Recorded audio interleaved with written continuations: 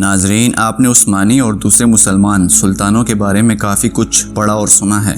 آج میں آپ کے سامنے ایک ایسی شخصیت کو بیان کرتا ہوں جس نے منہ روز منگولوں کو لگام دی اور کئی سالوں تک برصغیر کو منگولوں سے محفوظ رکھا۔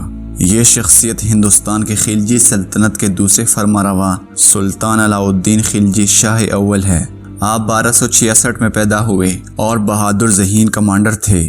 اس وقت اقتدار ان کے چچا جلال الدین خلجی کے ہاتھ میں تھا۔ جوانی کے دور میں ہی علاء الدین نے جنگی جوہر دکھا کر امراء اور سلطان کی توجہ حاصل کر لی، مگر سلطان جلال الدین خلجی کے بیجا نرم دلی اور حد سے زیادہ شفیق ہونے کی وجہ سے رعیہ سرکش ہو گئیں اور ہر طرف بغاوتیں پھوٹ پڑیں۔ ان حالات میں علاء الدین نے اپنے چچا کو قتل کر کے خود اقتدار سنبھالا اور بغاوتوں کو سختی سے کچل دیا، ساتھ ہی ساتھ شاہی وقار بحال کیا۔ ہندوستان میں علاء الدین خلجی پہلا حکمران تھا جس کے پاس ہندوستان کے ایک ایک ٹکڑے کی معلومات تھی۔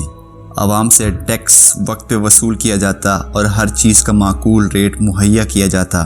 کسی کی جرت نہ تھی کہ سلطان کے مقررہ کردہ ریٹ سے اوپر نیچے کرے۔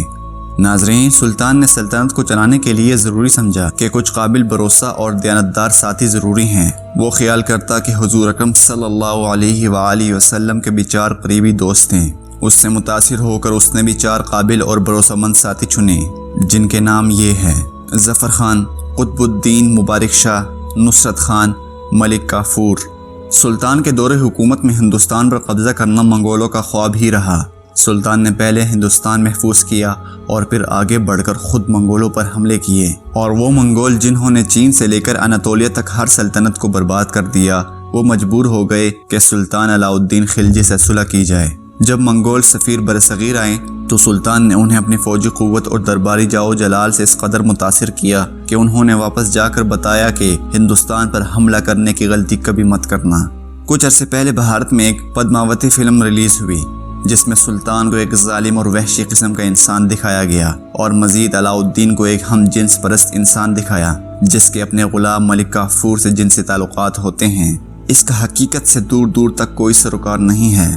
ملک کافور ایک مضبوط خلجی جرنیل تھا جس نے 1306 میں منگولوں کو شکست دی، 1308 میں دیوگری کی ریاست فتح کی، 1310 میں ورناگل پر قبضہ کیا اور 1311 میں دوارس مندرا اور پانڈیا ریاست کو خلجی سلطنت میں شامل کیا گیا۔ فلم میں مزید دکھایا گیا کہ سلطان نے رانی پدمنی کو حاصل کرنے کے لیے چتوڑ پر حملہ کیا۔ اس کا بھی تاریخ سے کوئی تعلق نہیں۔ سلطان نے 1306 میں باقی علاقوں کی طرح چتوڑ کو بھی فتح کیا اور رانی پدمنی ایک افسانوی کردار 1540 میں ملک محمد جایاسی نے اپنے ایک نظم میں پیش کیا جب سلطان کو گزرے 200 سال بیت چکے تھے۔ اگر تاریخ میں ایسا واقع ہوتا تو ضیاء الدین برنی ضرور لکھتے، جو خلجی سلطنت کے سخت ناقد تھے۔ مزید امیر خسرو لکھتے ہیں کہ ہندوستان کے لوگ خلجی سلطنت کے خاتمے کے بعد بھی سلطان علاء الدین خلجی کی تعریفیں کرتے تھکتے نہیں تھے۔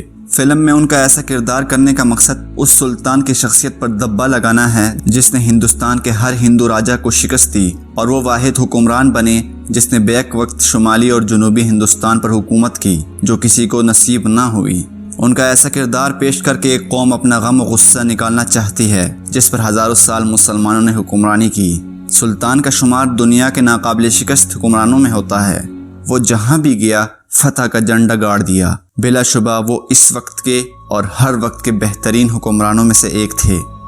ناظرین، اب تک کے لیے اتنا ہی۔ مزید ایسی معلوماتی ویڈیوز کے لیے ہمارے اس چینل کو سبسکرائب کر دیں، ساتھ ہی بیل آئیکن پریس کر دیں۔